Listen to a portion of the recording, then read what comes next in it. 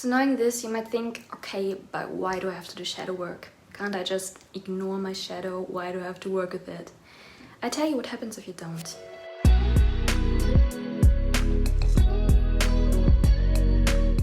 Hi guys, and welcome back to my channel. My name is Elena, and in today's video I want to talk about shadow work. Shadow work is a term that you might have heard before. It's a common topic in my personal social media bubble, and if you ever got anything to do with psychology, spirituality or personal development, then it should be something that you'd be aware of. But for those of you who don't know anything about the shadow and why it's so important to work with it, I give you a basic understanding.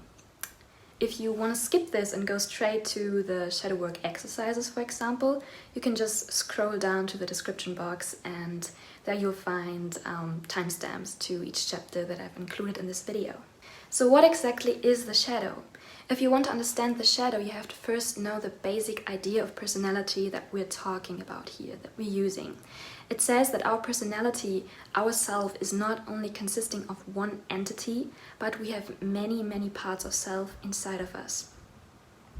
You may have heard of DID, dissociative identity disorder, which is basically the phenomenon that parts of person's personality split themselves from the rest and then act as their own personality. This is called dissociating. These several personalities can have different genders, different ages, different opinions, different abilities, different dreams. It's just wow. And this is like an extreme form of a state of existence that we are all in, like a state of separation. Because all of us have a very diverse personality and many personality traits, but we don't act out all of them. There are parts of ourselves, like parts that we don't want to or are not able to identify with. We suppress, deny, and disown them. And all these parts that we don't accept about ourselves, for example, our root side, our pessimistic side, or our lazy side, they all don't just go away. They are becoming part of our unconscious. They become the so-called shadow or shadow self. So how is the shadow created? As I already said, the shadow includes all the parts of ourselves that we don't consciously express. And the reason we don't express them is that at some point in our early life, when our self is formed, our childhood years, we expressed those parts and experienced some kind of rejection. See, we all have basic human needs like human connection, a sense of belonging, safety, love, water, food, right? And if those needs are threatened somehow, say a child gets angry and throws a tantrum and the parents punish it with no food or any kind of rejection really, that child might feel that its safety is threatened when it gets angry. So it suppresses this part of itself.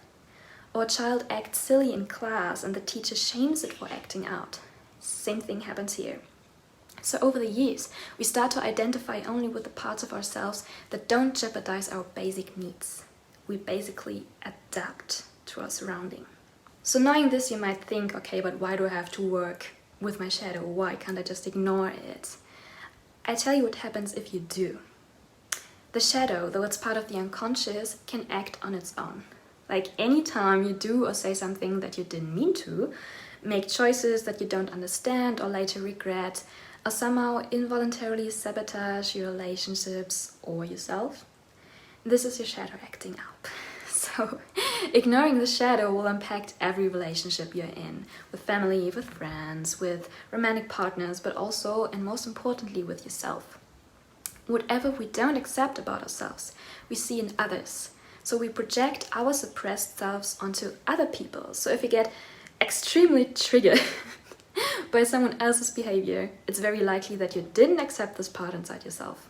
And of course, this will influence your relationships. We all have to understand that there's no such thing as good and bad. We are not bad people for acting rude or being sad or getting angry sometimes. We all have those traits in us, and accepting and integrating them is a massive, massive step in your personal growth and self-love journey. Shadow work can improve our relationships, clear our perception, enhance our mental, emotional and physical health, and unlock loads of untapped potential. Let's talk about how to do shadow work.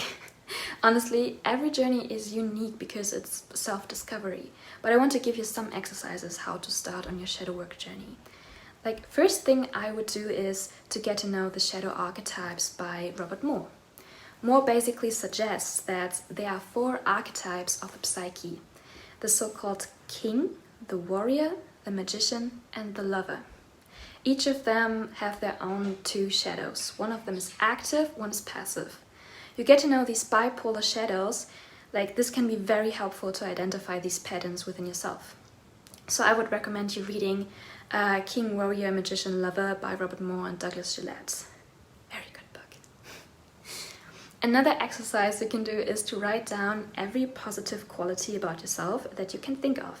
And after that, you highlight the opposite sides. For example, if you identify as polite, you're suppressing the rude part about yourself, that will always be challenging the politeness in you. So if you actively be this part, see and accept it, you will be able to integrate it. Another good trick is to watch your emotional reactions to other people. Like whenever you have a strong reaction to someone else's words or behavior, might it be aggressiveness, impatience, arrogance, like anything, whatever, that you have a strong negative reaction to, this is your cue that some part of you is suppressed here. Whatever bothers you is part of your shadow, basically. So again, work with this part, befriend it and accept it. And the last tip I want to give you is about going into dialogue with yourself. Talk to the parts of you that are part of your shadow.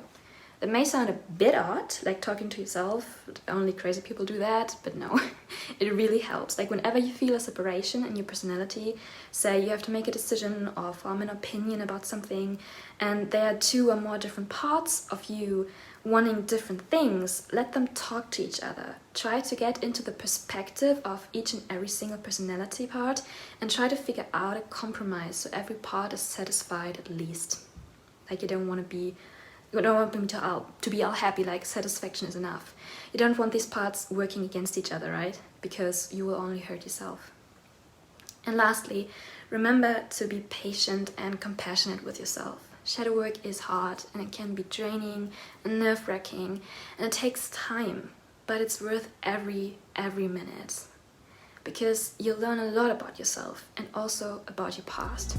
So if you found this video helpful, then you're very welcome to hit the like button and subscribe to my channel if you don't want to miss out on any other videos of mine. I do spirituality, psychology, comedy and tarot on Saturdays.